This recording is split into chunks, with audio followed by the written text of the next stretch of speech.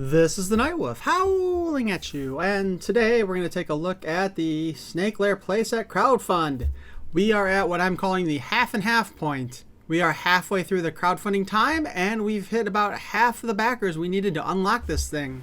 Now, just to remember, on the 14th at the end of the day is the last time you're supposed to be able to purchase and get the Skeletal Lady Slither as a special bonus. That being said, I've been kind of impressed with this, that we've gotten as far as we have.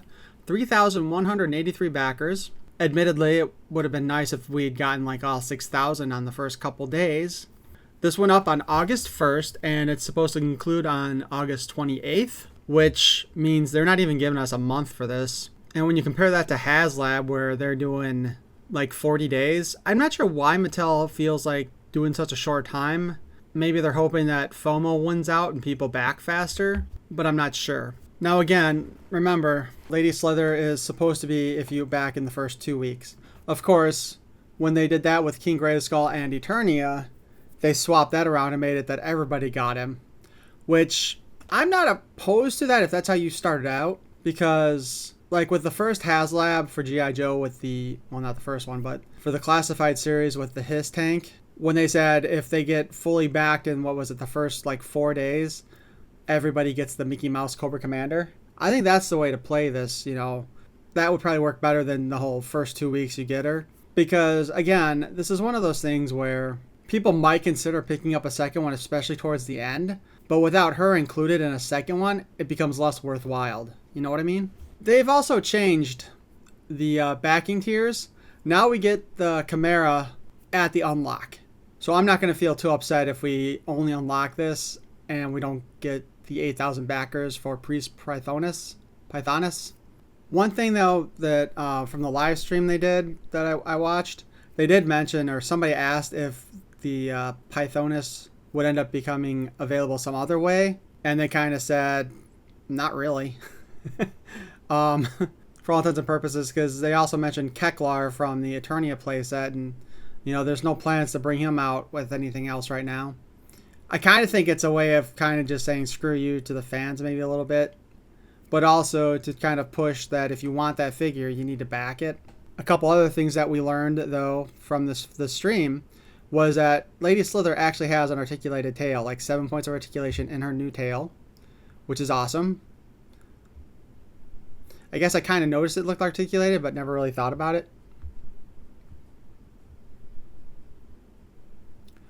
The weapons rack is actually two-sided, which may sound like no big deal, but the fact of the matter is you can put all the weapons that come with this on it, and then you can turn it around and put additional weapons that you have left over from your other figures. So that's a good thing also. They also told us that this thing splits. I don't think they have a good picture of that, though, on here. But it splits down the middle so that you can actually have two halves to play separately, and then the little metal rings that you sometimes see on here.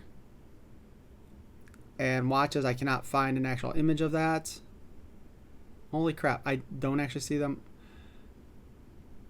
Okay, like this metal ring up here and up here. These are what you can attach the zip line to once you spread it apart. Now it looks like that it's designed so that that metal rod on the left side here comes out, and then that allows you to separate it. I remember in the live stream seeing them actually have somebody walk off holding the metal rod. That brings us to some images of the sets that I wanted to show you guys. The comparison between Snake Mountain and the one side of the lair. What I noticed during this live stream was basically this design borrows heavy from both Castle Grayskull and Snake Mountain. You know, we have the gate, we've got the hole here, we got the snake heads. Like, this is like literally the front of Snake Mountain for the back part of the Snake Lair. And then we jump over to take a look at this. Again, the drawbridge there, the big old head there, like the skull there. Again, we're kind of replicating Castle Grayskull's basic look with it. So that being said, I have not backed this yet. I was waiting for my last credit card payment to post before I actually put anything else on it. I'll probably be backing this on the 13th, to be honest with you. That'll probably be the day I do it. But hey, how do you feel about this? And did you guys also watch the live stream? And what did you take away from it? And did anything in that live stream impress you? But I think that'll do it for this video. So if you enjoyed this information, please feel free to hit that like button. Again, leave some comments below, especially if you saw the live stream and what your thoughts were on the live stream. And as always, if you want to hear more of my nonsense, please feel free to subscribe.